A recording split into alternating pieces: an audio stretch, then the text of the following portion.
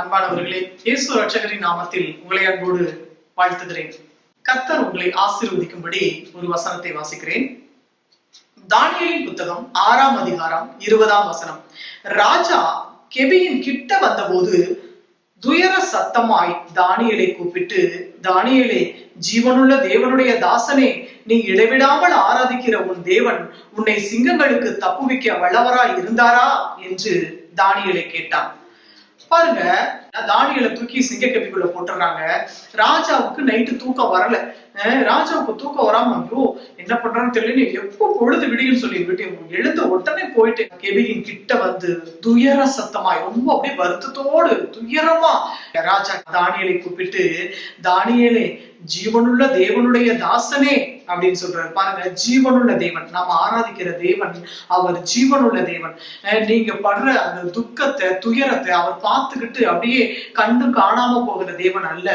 அவர் உங்க மேல இரக்கமுள்ள தேவனாய் இருக்கிறார். அவர் ஜீவனுள்ள தேவனாய் இருக்கிறார். உங்களை அப்படியே விட்டுட்டு போகிற தேவன் அல்ல, அவர் தூக்கி எடுக்கிற தேவனாய் இருக்கிறார். ஆம்பரியமானவர்களே, தானியேல் 3 வேளையும் ஜெபித்தார்னு சொல்லி நம்ம வேதத்துல வாசிக்கிறோம். 3 வேளையும் ஜெபித்தாரு. கர்த்தருக்காக வைராக்கியமா, எனக்கு கரிசா சாப்பாடுலாம் வேண்டாம்னு சொல்லிட்டு அவர் என்ன பண்றாரு, பருப்பு சாதம் இருந்தா போதும்னு சொல்லி. பாருங்க, கர்த்தருக்காக பாராட்டின அந்த வைராக்கியம், கர்த்தருக்காக அவர் உள்ளத்தில் அவர் கொண்ட அந்த வைராக்கியம், நான் கிறிஸ்துவுக்காக, நான் ஆண்டவருக்காக நான் இதை செய்யறேன், எனக்கு அது வேண்டாம், என் தேவன் என்னை நடத்த வல்லவராய் இருக்கிறார் அப்படின்னு சொல்லி கர்த்தருக்காக என்ன பண்ணுவாரு, வைராகியமா இருப்பாரு. ஆனா அதே சமயம் தான் இது என்ன ஆகுது அப்படின்னா, அவங்களுக்கே அது அவன் செய்த அந்த காரியம் அவனை ஒரு பிரச்சனைக்கு நேரம் நடத்திட்டு போயிருது. அதனால சிங்க கெபிக்குள்ள தூக்கி போடுறாங்க. ஆனா ராஜாவுக்கு தெரியும், அவர் ஜீவனுள்ள தேவன், நிச்சயமா தானியேலை தப்புவிச்சிருவாரு அப்படின்னு சொல்லி. ஆம்பரியமானவர்களே, உங்களை கூட உங்களோட அருமை உங்களுக்கு வேணா தெரியுதோ தெரியலையோ தெரியல, ஆனா சுத்தி இருக்கிறவங்களுக்கு தெரியும், ஆண்டவர் அவன் கூட இருக்கிறாரு, அவங்க கிட்ட நம்ம வச்சுக்க கூடாதுன்னு சொல்லி. ஆனா நீங்க இன்னைக்கு ஆண்டவர் இந்த தானியேலை தப்புவித்த கர்த்தர் நிச்சயமாக உங்களை தப்புவிப்பார். நீங்க எந்த காரியத்துல சோர்ந்து போயிருக்கிறீங்க, உங்களை குறிச்சு மற்றவர்களுக்கு பயம் இருக்கு, ஐயோ அவங்க ஆண்டவரோட பிள்ளைங்க, அவங்களுக்கு விரோதமா நம்ம எதுவும் செய்ய முடியாது அப்படின்னு சொல்லி அவங்களுக்கு அந்த பயம் இருக்கு. உங்களுக்கு அந்த மன தெளிவு வர வேண்டும் என்று சொல்லி ஆண்டவர் விரும்புகிறார். கர்த்தர் உங்களோடு கூட இருந்து தானியேலை தப்புவித்த தேவன் உங்களையும் தப்புவிக்க அவர் சர்வ வல்லமையுள்ள தேவனாய் இருக்கிறார். நாம் ஜெபிப்போம்.